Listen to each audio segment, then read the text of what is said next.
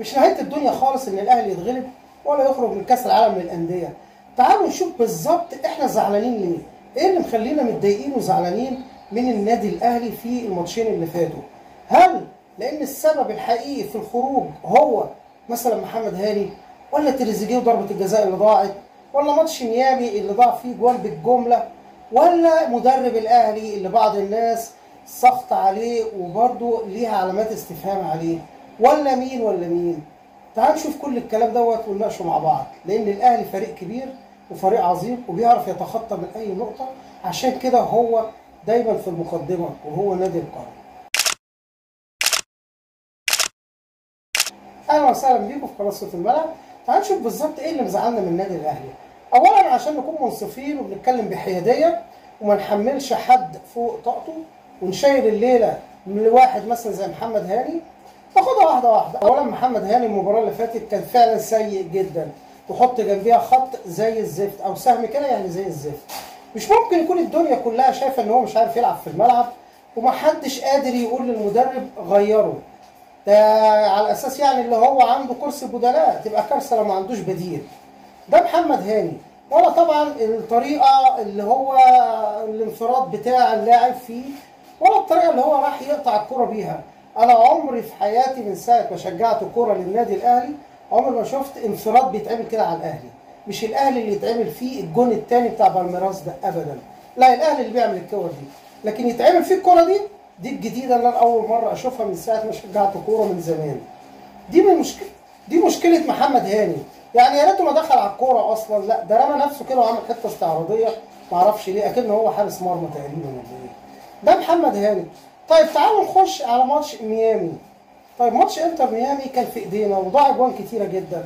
هو الفريق عمل مجهود كبير قوي، ولو لاحظنا الشوط الثاني وقع من الاهلي خالص. طيب فين انت؟ ما حيتش الفريق ليه من جديد؟ ما نزلتش حد ينشط ليه؟ ده كان خطأ من مدرب كبير جدا.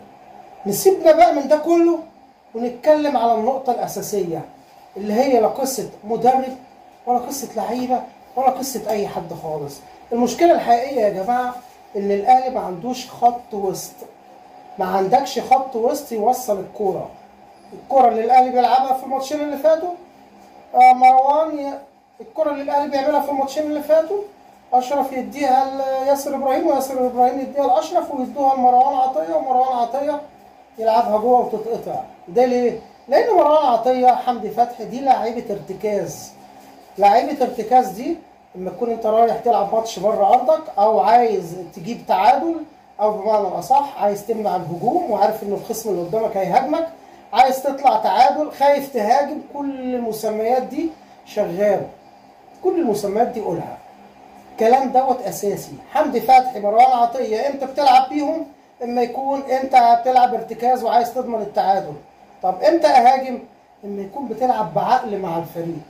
لكن انت ما شاء الله بتلعب بالاثنين ارتكاز، حمدي فتحي ومروان عطيه. حتى اللاعب الجديد علي بن رمضان هو تايه، مش لاقي له شكل. الراجل بيلعب وحريف طبعا، بس احنا مش لاقيين له مكان، لان انت عامل زحمه بالاونطه زي ما بيقولوا. يعني انت عامل زحمه اي كلام وخلاص.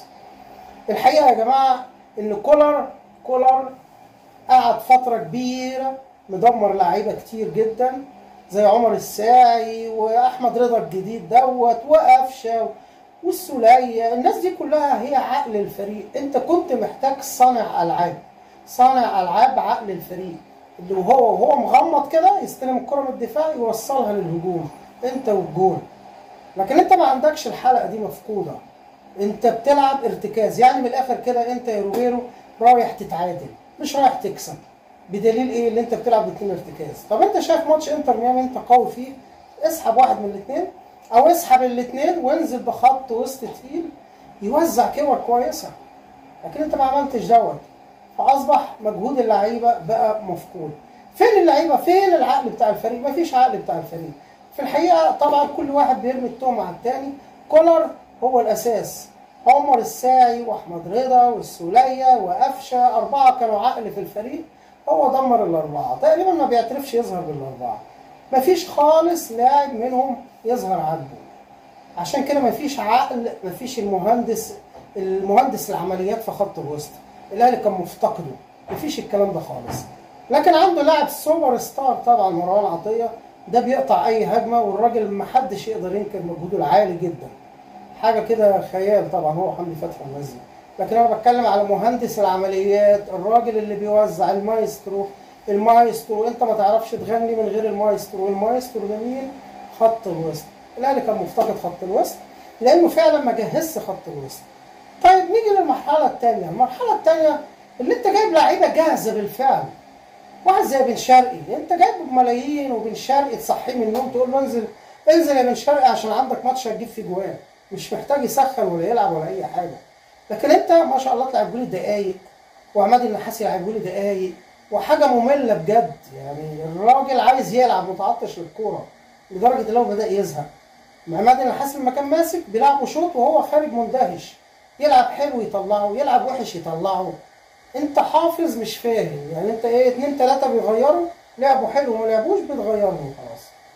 تريزيجيه كان سيء جدا في الماتش بتاع بالميراس، ليه ما غيرتوش من اول الماتش على طول؟ ليه ما غيرتوش من اول الشوط الثاني على طول بدري شويه بدري؟ ليه؟ محدش كبير على الملعب، محدش كبير. تريزيجيه اسطوره على فكره، ولاعيب جميل من احسن اللعيبه اللي جت في مصر في السنين اللي فاتت دي كلها، وهو اساسي في دخولك كاس العالم على فكره في التصفيات كل مره تريزيجيه. طيب تريزيجيه كان سيء في الماتش، انت ليه ما غيرتوش؟ طبعا ده سبب كبير برضه من الاخطاء اللي النادي الاهلي وقع فيها، ان راح يحط عليه عقوبه ويشد عليه جدا عشان ضربه الجزاء، بس خلاص يعني ده اللي حصل. انت بلاش العقوبه الكبيره قوي، العقوبه الماليه اللي سمعنا عنها اللي تقريبا يقول لك مليون جنيه غرامه او حاجه زي كده، كان ممكن خلاص تحذير وعقاب وخلاص. وبعدين مش توقيته النقطه دي خالص، لان اللاعب نزل الماتش الثاني صفر. ماتش انتر ميامي كان هو تريزيجيه عامل كل شيء، مبهدل الدنيا، هو كان نجم المباراه. الماتش الثاني بالميراس انت خليته اكنه مش موجود، وسبته في الملعب زي ما سبت محمد هاني في الملعب. طيب انت ما فيش مخ خالص، انت رايح تتعادل ولا رايح تكسب؟ طبعا روبيرو الراجل دوت يا جماعه لسه جاي ما بقالوش شهرين ولا شهر ولا كان ولا ماني، ما يعرفش حتى اسماء اللعيبه، ما يعرفش اسماء اللعيبه. طيب ده دور مين بقى؟ دور الجهاز اللي واقف بيتفرج. كنا بنعاني من سامي قمصان اللي هو ملوش علاقه خالص بالتدريب. حتى الموسم اللي قبل اللي فات كان كولر قال له انا هسافر والماتش والدوري محسوم، واعمل لي بس الماتشين دول، يلعب الماتشين دول. اتغلب في ماتش وتعادل في ماتش، ده لان سامي قمصان تقريبا مدي مخه اجازه. هو نفس الحكايه، انت يا محمد يوسف راجل الخطيب حطك عشان تبقى عينه وتقول له الرؤيه ايه. ديونج ده تقيل في خط الوسط، احنا جايبينه اعاره. حمدي فتحي اللاعب محدش يختلف عليه. مروان عطيه امتياز. بن شرقي موهبه كرويه خارقه. امام عاشور النجم الاول في مصر. كده تريزيجيه ده علامه من علامات الاهلي. انت عرفه اللعيبه، مش انت سايبه كده وخلاص. والتاني مفيش خالص، تغييرات متاخره، خط وسط مش موجود. محمد هاني من اول البطوله صفر على الشمال. جراديشار ما استفدتش بمجهوده خالص، ما تديله وقت كبير. مفيش حد كبير على التغيير.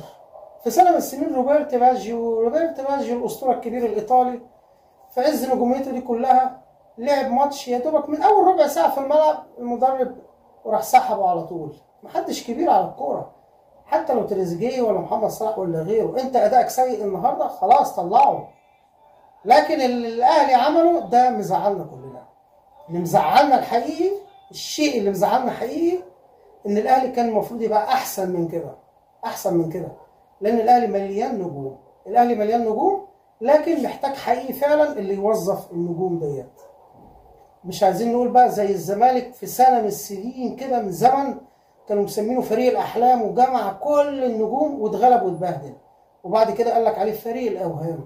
لا الاهلي مش كده، الاهلي مليان كوادر كبيره ولاعيبه تقيله وحلوه، بس محتاجه اللي يوزع اللعيبه ديت ويستفيد بامكانيات وقدرات كل لاعب. بن شرقي تنزله لي دقايق، بن شرقي يعني حاجه مأساة بجد يا جماعه بكل المقاييس. اي نعم الاهلي طبعا بيناقش كل الاخطاء ديت وبيعالجها، والمباراه اللي جايه هينزل بتشكيل قوي جدا ويبدا ببن شرقي ووسام وتريزيجيه وزيزو دول كلهم هيلعبوا في اول الماتش بيقول لك انا هلعب ب4 هجوم بقوه هجوميه. طيب ما تخليك جريء كده من الاول. انت ليه تستنى اما الكارثه تحصل؟ ليه بنستنى الكارثه تحصل؟ يعني المفروض انت راجل اسباني، الكره الاسبانيه كره جميله اصلا، كره حديثه والدوري قوي بتاعها، المفروض انت تكون انت شارب من الكلام دوت. انت شايف ان المهندس العمليات مش موجود. طبعا ده دور محمد يوسف انه يفهمه ان احمد رضا ده خط وسط عالي، عمر الساعي اللي بيدوروا له على عقد ده راجل اصلا جاي نجم، مش انت هتجرب فيه. انا مش عارف ايه اللي بصراحه، مش هحمل المدرب على فكره. المدرب يشيل 50%، لكن محمد يوسف هو كمان يشيل 50%، لان هو مفترض ان هو يوجه الراجل دوت ويعرفه امكانيات اللعيبه اللي موجوده، لان الراجل لسه جديد فعلا. حللي بقى قبل ما يعدي كذا ماتش ويبدا يكتشف ان امام عاشور ده اللاعب اللي عنده الحلول، وان قفشه اللي نصوه الكوره خالص كل ما يتزنقوا ويتغلبوا انزل يا قفشه الحقنا. يا عم ده قفشه ده كان في بيراميدز مكسر الدنيا. يا جماعه مش كده. انتوا كده هو قاعدين جهاز معاون يقول لك لا ما تدخلش. ما تدخلش ايه؟ ما قلتلكش تدخل، بس على الاقل وضح له الرؤيه ايه. لكن انت كده هو سايب الراجل مش عارف زيزو من بن شرقي من امام عاشور، مش مركز برضه. لسه مخضوض 28 لاعب لسه ما حفظش الاسامي. في النهايه الاهلي بيعدي اي اخطاء، والاهلي فريق كبير وبيعدي اي حاجه مشكله وبيبقى في الامان دايما. بس احنا اللي مزعلنا ان الاهلي كان افضل من كده. في النهايه شكرا لكم والسلام عليكم ورحمه الله وبركاته.